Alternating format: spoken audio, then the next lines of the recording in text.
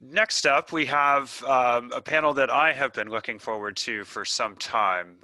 It is really my pleasure to introduce the Honorable Clarence Anthony, CEO and Executive Director of the National League of Cities.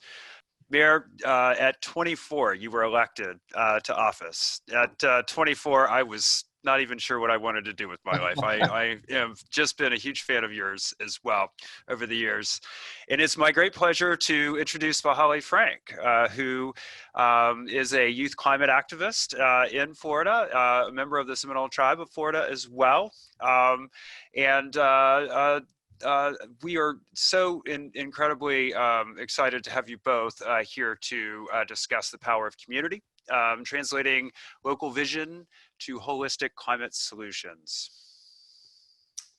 Yeah, Steve, thank you so much. And I'm just so honored to be able to connect back home. I'm up in Washington, D.C., but I really miss you all and being a part of addressing this most important issue.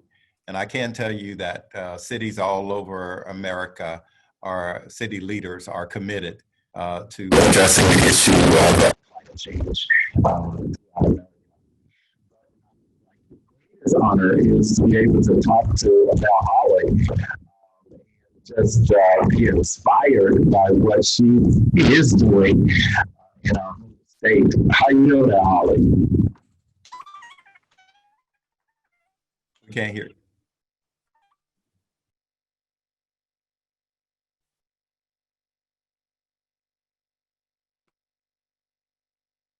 Oops.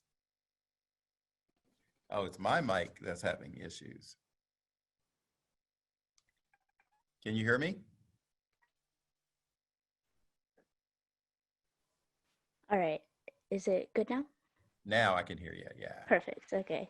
I'm doing all right. I'm 17-year-old climate activist. I'm actually on a lawsuit, Reynolds versus the state of Florida.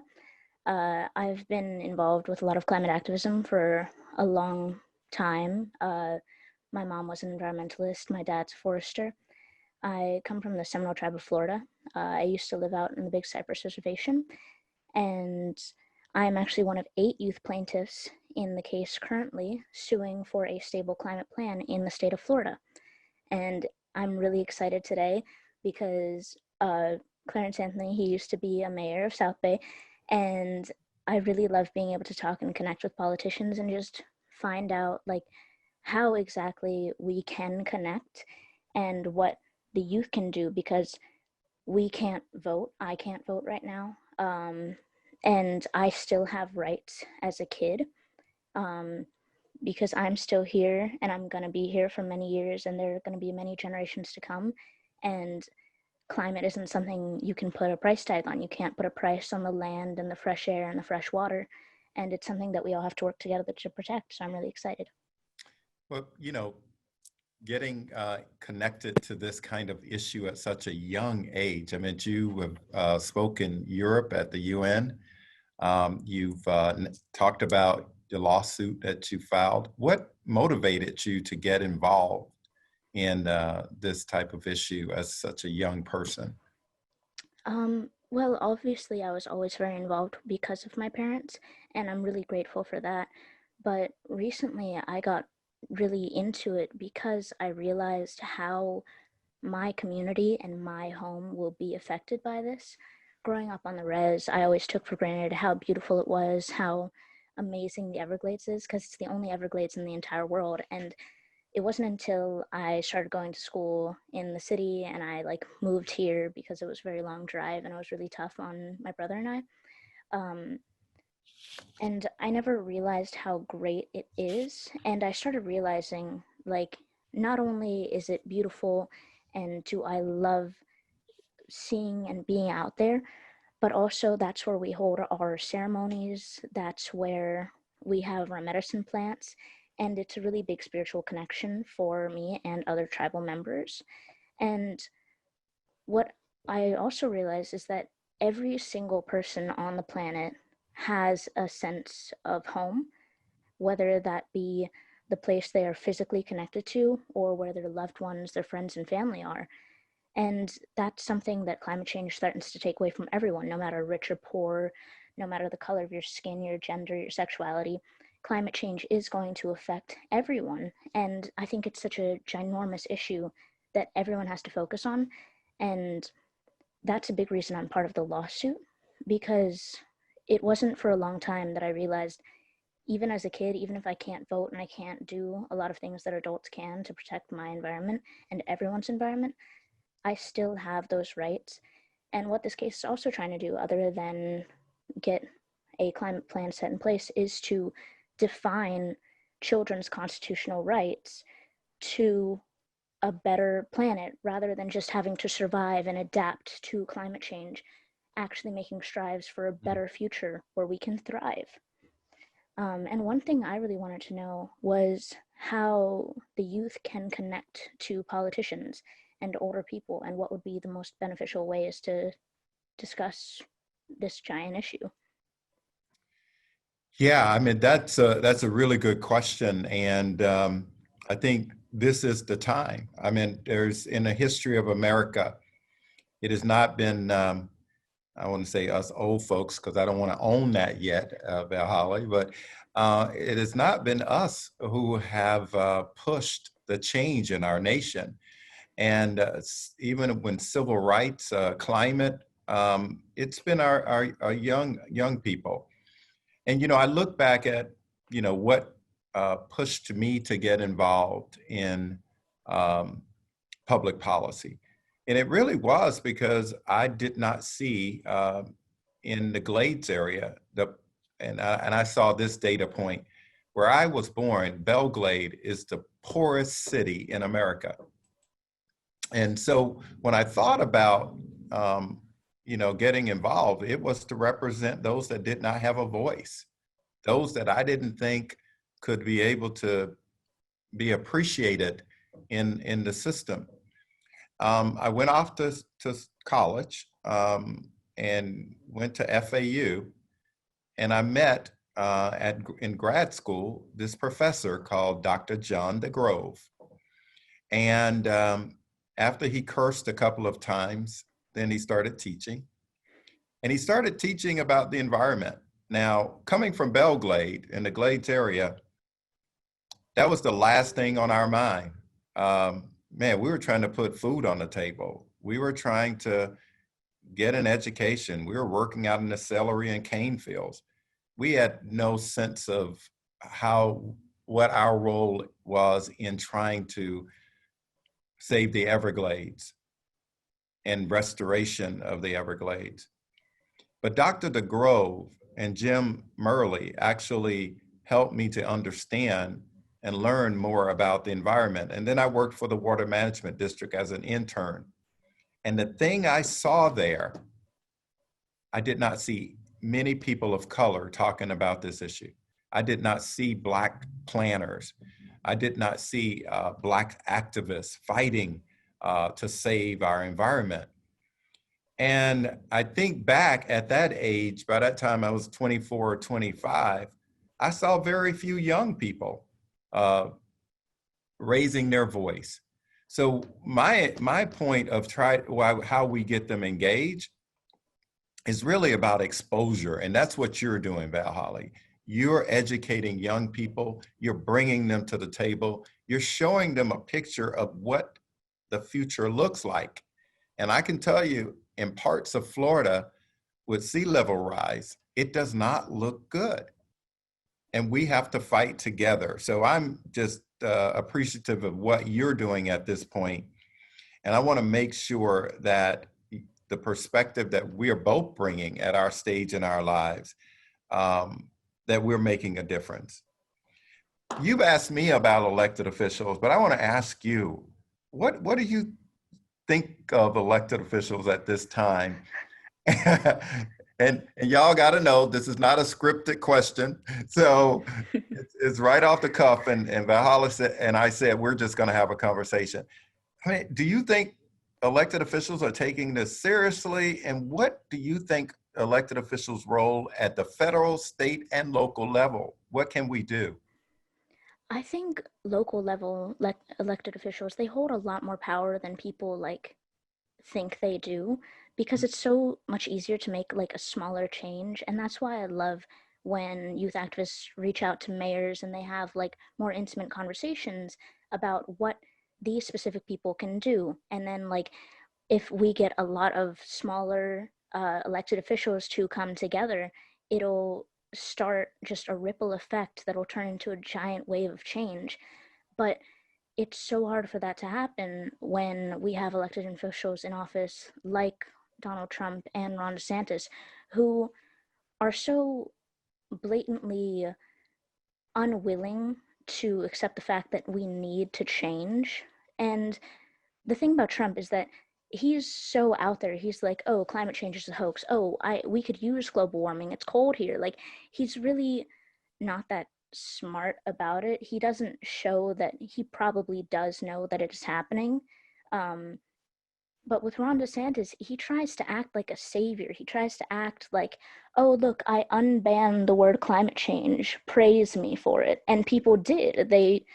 It's insane to me because he hasn't done enough. And on the lawsuit, what's happened is that the state, there are actually 4 defendants on the lawsuit. There is the Department of Agriculture, Nikki Fried.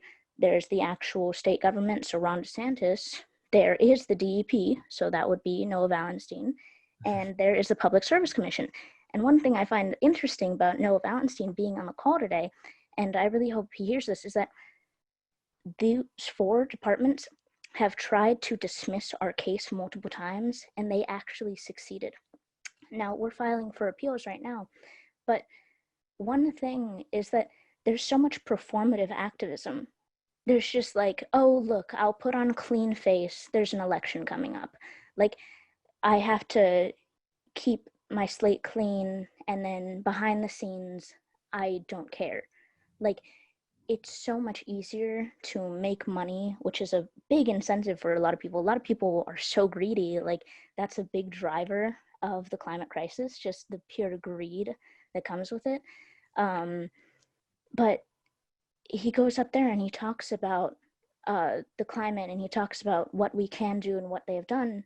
But he sits and he actively tries to dismiss our lawsuit.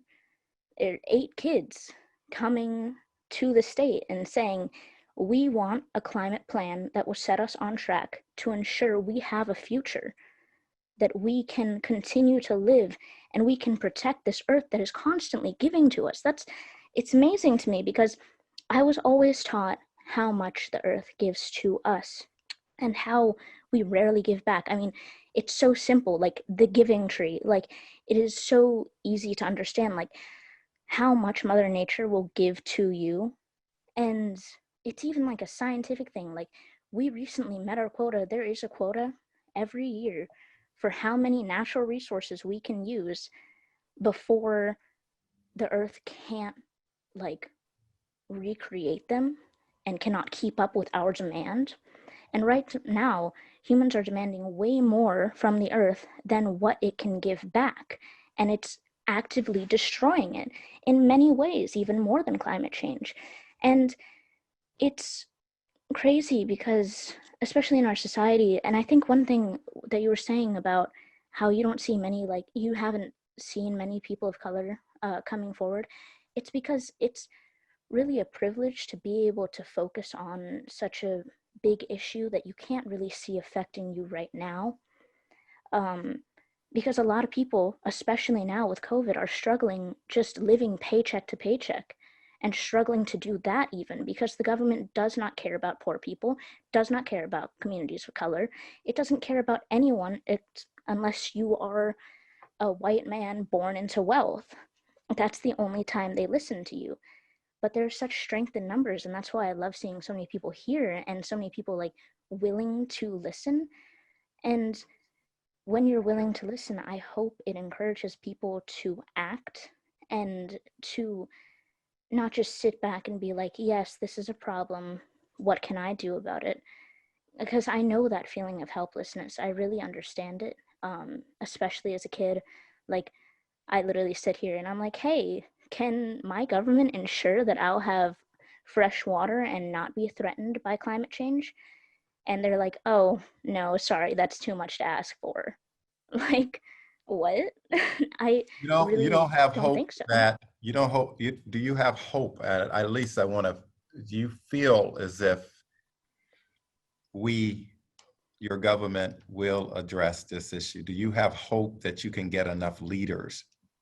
I really do hope. Yeah, because that's a big thing with my father. He is super into history, and he like tries to explain and educate me on the parallels of like how like why these things are happening and why things in the past have happened.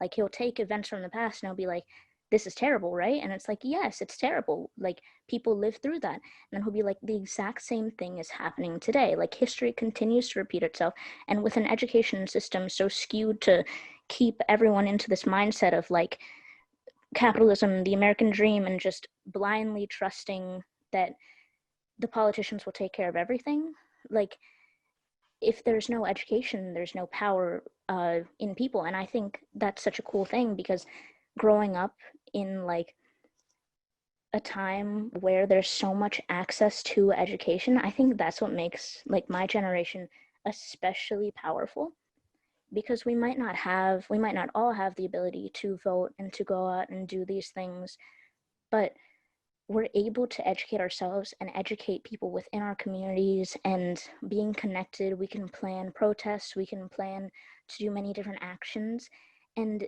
it's so great, it's so inspiring. I have so much hope, especially with our generation, um, but it's really hard to see so many adults just not care. And I know there are a lot of people who do care, but politicians, that's one thing they're great at. They're great at pretending they care, getting a vote, and then doing nothing and trying to use their power to benefit themselves. And it's just something that has happened and I believe won't ever really stop happening. But right now it's so unchecked, and it's just, there's such an allowance of it. Like, people, they've successfully convinced us that we don't have power, that we don't have the ability to make change in our own communities, but we do. And I think people are slowly coming to realize that, and that must be terrifying for the politicians who don't want change. And honestly, that's how I'm like genuinely sure that you are not a terrible person, because you're sitting here listening to this and you're like smiling, and it's like that makes me hopeful. The fact that you're Oh, sitting here and like listening to me just rag on politicians constantly and like call them out, but no, no, you sit I here and think listen. if your passion, if you did not have the passion you have at your stage in life, I would be very concerned because as you get older, a lot of times you get jaded about things. And so, honestly, I'm listening to you and I'm thinking back in the day when I was a mayor and I had to deal with unemployment, um, people needing a house to live in, had to deal with poor water and quality of water in South Bay as mayor. And it was a lot of things that I had to balance, tax increases, sewer, it just goes on and on and on. And then I want to think about, was climate the number one priority for me? And I have to admit to you that it wasn't at that time, honestly, because I don't want to be one of those former politicians that just lie to you just to make you feel good, as you said. I was never that way. I I'm gonna flip it to you. I mean, given all of those issues, the COVID response, the racism going on, the systemic racism, all of those things, police reform, and then you have the issue of climate and resilience and sea level. You're now mayor of Western Florida or Fort Lauderdale, Broward County. What would be your priority and how would you approach it? Where I live right now, I don't see my mayor like taking big strides And that's why I love looking at Miami, and especially like the work that people like Delaney Reynolds do, Hmm. because she'll sit down and she'll meet with mayors and she will talk to them and make plans in order to create this positive change. And that's so inspiring. Like all of these youth activists are so inspiring to me. Um, and I think like asking somebody, especially when they're sort of just okay in their position right now, okay with what they're doing, to like, hey, we should strive for 100% renewable energy. Like that might seem like a big thing. It might seem like, wow, that's really radical, but just love itself is radical nowadays. Like the ability to step outside your point of view when you have the ability to, when you have the resources to expand your scope of what you have to focus on, because that's a big thing, especially with like systemic racism. It's really hard for people of color and low income communities to focus on things that are bigger than themselves, because like these communities have to focus on things that are affecting them right now, like just struggling to get by. And I think that's a big control tactic, like enforcing and keeping up that vicious cycle of putting people into schools and pumping them out as factory workers to keep working for these businesses and struggling, living paycheck to paycheck. Like, that is not how it should be. Like, if you want to go to the hospital because something happens to you, you have to debate between getting the care you deserve and going into debt for the rest of your life. It's awful. Um, but I think focusing on climate change is also a really big thing, um, especially for me, because like my community is really going to be affected by it. It's really dangerous because if my community can't get up, we can't just pack up and leave. We can't move. We are a reservation. The US stuck us there, and that's where we have to stay. And that's the only land we have because a lot of other places were colonized. I agree. Um, and that just goes to show the racial injustice that comes with climate change. Well, I I got a note that we have to kind of go to Q&A if there's a minute or two of Valholly, but I want to tell you that my intent today was to learn from you and hear from you, and to make sure that we get our message out that this is an important issue. The National League of Cities is committed to working with you, and I've asked my staff to reach out to you. I hope they have, and to connect with you because I think your voice needs to be heard because we need to be awakened in America right now because just in South Florida, you and I know, and Miami Beach and other parts of West Palm Beach County, we have a problem. Broward has a problem. Monroe has a problem, and we need to step up and address it. So thank you for this opportunity to meet you and talk with you. And Steve, I'm going to go back to you because I know we kind of ran out of time. Oh, indeed. Mary Anthony, thank you. And if I can indulge you both for a couple of questions. But first, allow me, please. Valholly, I will be sending you my resume as soon as you are elected to office. I cannot wait to work for you. And I am just honored and privileged to you both for just even being in the space during this conversation. Our Q&A line is burning up. A question, I think, first for you, Valholly. Activism and advocacy is often interpreted as being on the front lines, participating in marches, that sort of things, and everyone can't show up that way, especially now. What advice do you have for young people or others who want to get engaged to really kind of dive in and advocate for whatever cause they wish? And what are the capacities and what would those look like?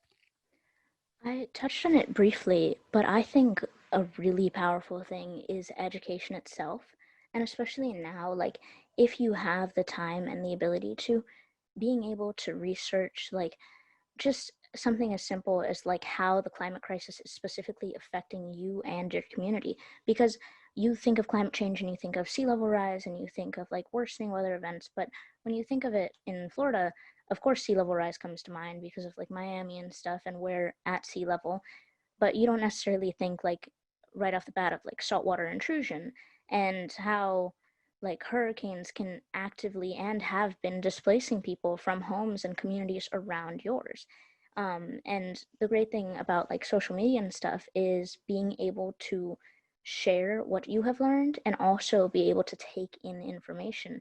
And you really have to keep an open mind with this and listen to the people around you and really understand like how it's not only you, but every single other person ever. And that is really hard. Like, it's so hard for, I think it's hard for most people to comprehend, like, the just sheer size of 1 billion. Like, it is such a giant number, it's almost unfathomable. But there are over 7 billion people in the world, and each and every single one of them is going to be affected by climate change, and many already have been. And expanding what you perceive to be the problem and learning about specific areas and hearing about different communities, it's really great. And also to keep the energy flowing, to send out your love to these communities that are being affected and try and view helping other people in a less like, oh, I am going to lift you up, I will be the one to save you, and more so like, I will be here to help you if you ask for it, and I'm going to listen to you. Like, you have to be a pillar of support for everyone, and they will be there for you. And that's a great thing about the climate community that I've found. It's really great to be able to talk to these people. And like, I know a lot of people might be worried about like echo chambers and preaching to the choir, but sometimes it's really helpful to just sit back and talk to the people who get it with you and just share your stories and really understand what's happening around the world. Thank you, Valholly. Mary Anthony, you're from South Florida, and you understand this region, but we are so fortunate to have you also leading the National League of Cities, where you're working with local elected officials across the country, specifically. So obviously, local governments are challenged right now like never before. Not only are they dealing with a wide range of unexpected issues, they're doing so with greatly diminished revenues being spread over even more priorities. What are the lessons learned from across the country in terms of how local governments are responding to these challenges? And how do we continue to ensure that we have even more elected officials engaging on the importance of climate change by drawing all of the lessons learned from the COVID-19 crisis and all of the social justice uprisings that we're seeing this year? Yeah, boy, I wish I had the total answer to that question, Steve, because it has been a difficult year. And you know what COVID has shown us is that there's a lot of gaps in America, and the gaps in healthcare for poor folks in America continue to be wider. And it's not just because they're not taking care of themselves. You know, us urban planners can think back in the history of redlining and the housing, where we saw the siting of poor neighborhoods next to incinerators and railroad tracks. And then we ask about the food deserts. So we have learned a heck of a lot about what we can do as public policy leaders looking at data. And that's what I encourage you, all of us to do. Look at the reports, look at the maps as it relates to climate and resilience. This is not some made up, these are not made up issues. And so what we're doing at the National League of Cities is asking our members to collect data, look at the gaps, and address those in a systematic way. And when we also saw Memorial Day weekend, an African American man die on 8 minutes and 46 seconds, it tore up America. It brought the young people, old people, Black, Hispanics, everybody together to say that this is a time that we must step up and lead. It's a time for Florida to acknowledge its history of racism and institutional lack of engagement of people of color. It's a time for America to say, let's address this and find out how we make sure that it's not happen again. As it relates to climate, we must continue to push. And I can tell you the National League of Cities has released a number of reports encouraging our members to take the leadership in regards to climate and sustainability. I attended the Paris Compact. I was there in Paris fighting so that we can make sure that cities in America are ready to step up, even if the federal government or the state government. We had over 400 mayors sign that compact in Paris and continue to work hard. So in short, we're more committed as municipal leaders, and we will continue to address those issues that COVID opened up our eyes to, but also climate sustainability and resilience has always been there. It's a tough time. And then the mental health part that all of us are suffering from with this COVID. It's time for us to put our mask on and don't pretend that this is not real, because this stuff is real all over America. Mayor Anthony, you put your finger on it. This is a dark time. This has been a tough year in many ways. Yet we find hope. I have found hope in this conversation that the two of you have had. What gives each of you hope, very quickly? Valholly, you go first. Well, I think there are a lot of things that give me hope, as there are a lot of things that completely try and take that away from me. All the people here, hearing a former politician actually caring and listening, hearing so many older people.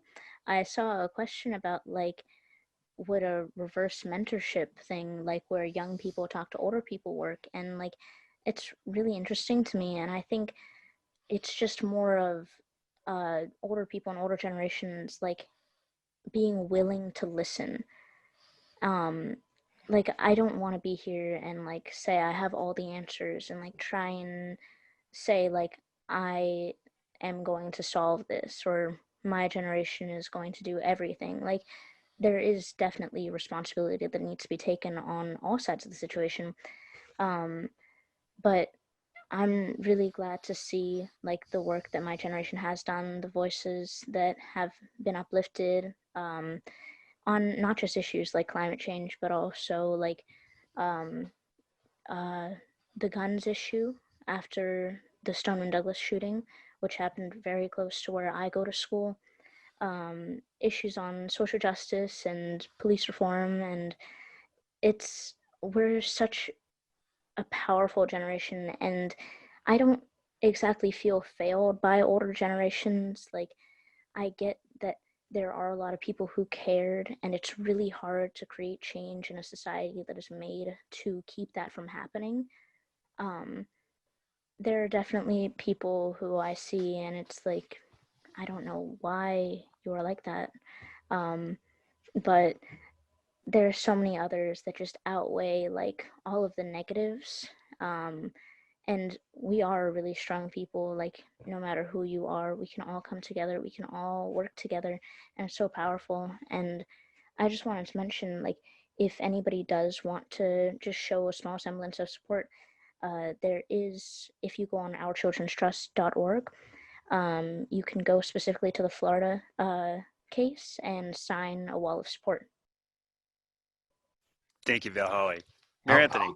I'll just say, Valholly is my hope, and we can't lose her in the state of Florida. You know, there's so many ways to serve, and don't let folks just push you into public office. There's so many other ways, and we need to keep you at FAU, my alum, or someplace like that, somewhere in Florida. Now, I have hope in Valholly, but I want to say this: hope is not a strategy. Hope is not a plan. Hope is not commitment. And so what I want to see is our state continue to address the tough issues that are out there for us. And don't forget about the faces that are not around the table. Take on issues that you don't necessarily, people expect you to take on. They didn't expect me to take on the issue of water quality. They didn't expect me to take on the issue of Lake Okeechobee. I mean, that was unusual for an African American to even major in environmental growth management with the Jim Nicholas, Dr. DeGrove, the Jim Murley, and others. But that made me go into that space because there was nobody else there at the table. I am so hopeful that this time will give us a minute to be still and put a plan together that will be inclusive for our Southeast Florida area. And if we are inclusive, prosperity, more jobs for everybody, more business opportunities for everybody, more housing and educational opportunities for everyone that live in our South Florida region. And we will create a sustainable environment that recognizes climate and its impact. All of that can happen if we in fact put aside some of this political crap that is going on and talk about the people. And that's who I care about. And it hurts my heart sometimes as an African American to see what is going on in America. And the reason I won't give up is because I helped build this nation. My folks helped build this nation. We weren't just slaves. We were creators and people that have to recognize that all people in our nation helped build this nation. And I'm proud of it.